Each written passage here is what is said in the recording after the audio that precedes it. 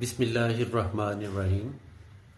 نہ تخت و تاج میں نہ لشکر و سپاہ میں ہے، جو بات مرد قلندر کی بارگاہ میں ہے۔ علامہ اقبال کے اس شعر کا مفہوم یہ ہے کہ جو بات مرد قلندر کی محفل میں ہے وہ نہ تخت و تاج میں اور نہ ہی لشکر و سپاہ میں ہے، یعنی وہ روحانی دولت جو قلندر کی بارگاہ سے مل سکتی ہے وہ بادشاہ کے دربار سے نہیں مل سکتی۔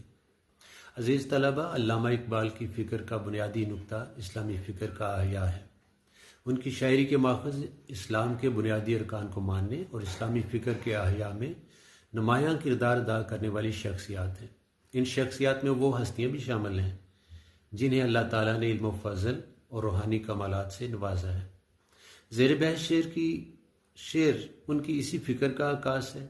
وہ بادشاہ کے دربار اور مرد قلندر کی محفل کا موازنہ پیش کرتے ہیں۔